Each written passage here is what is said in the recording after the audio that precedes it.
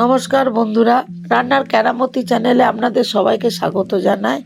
এক নতুন পদ্ধতিতে তৈরি পায়েস রান্নার রেসিপি আপনাদের সামনে আমি নিয়ে এলাম। চলুন দেখে নেওয়া যাক রান্নাটা।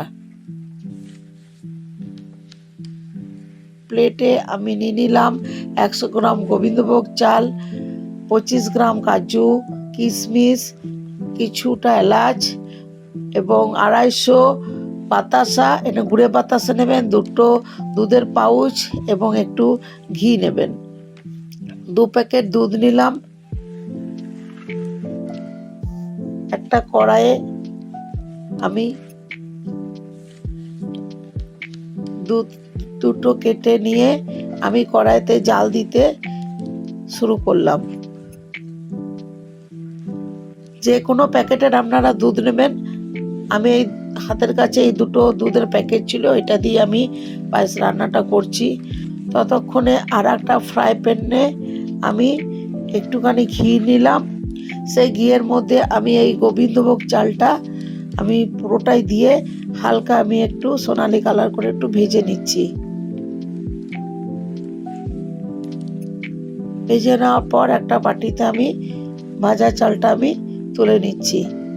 তারপর ওই ফ্রাই প্যানে আর একটু ঘি দিলাম এবং কাজু আর কিশমিশটা আমি ভাজবো। প্রথমে আমি কাজুগুলো আমি দিয়ে দিলাম,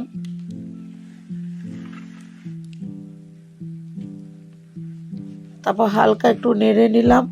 কাজুটা ভাজা হলে কিশমিশটাও আমি দিয়ে দিলাম। হালকা ভাজা হয়ে গেলে একটা বাটিতে আমি তুলে নেব।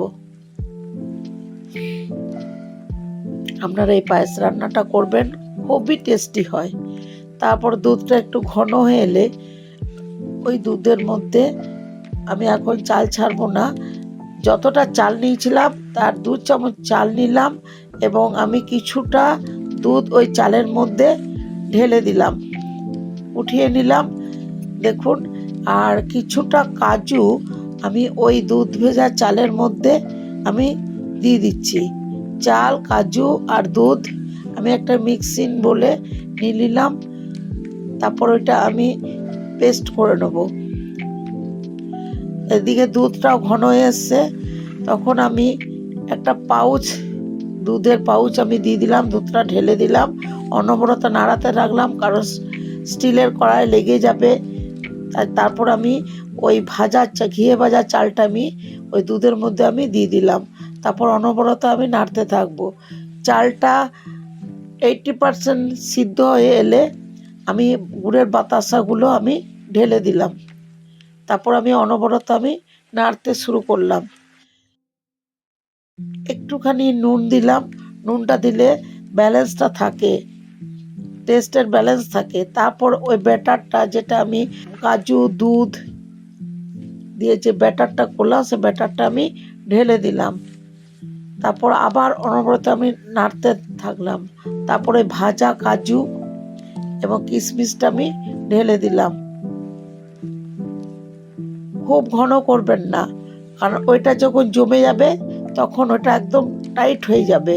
তাই একটু তরল থাকতে থাকতে আপনারা নামিয়ে রাখবেন। তারপর একটু এলাচ দিয়ে দিলাম আমি, দেখতেই পেলেন, ওটা স্কিপ করে গেল। তারপর আর একটা বাটিতে আর একটা যে দুধের পাউচ ছিল সেটা গুঁড়ো দুধটা ঢেলে একটু 1 চামচ ঘি দিয়ে আমি ওইটা মিক্সড করে দিলাম। তারপর পায়েসটাকে নামিয়ে ওই পায়েসের উপরে আমি ঘি মাখানো দুধের গুঁড়োটা ওর মধ্যে আমি উপরে সাজিয়ে দিলাম, ঢেলে দিলাম। যখন আপনারা খাবেন তখন আপনারা সাইড দিয়ে কেটে কেটে খাবেন, একদম পুরো ক্ষীরের মতন খেতে লাগবে। আপনারা প্লিজ প্লিজ প্লিজ এটা করবেন। যদি ভালো লাগে লাইক, কমেন্ট, শেয়ার করবেন। Thank you.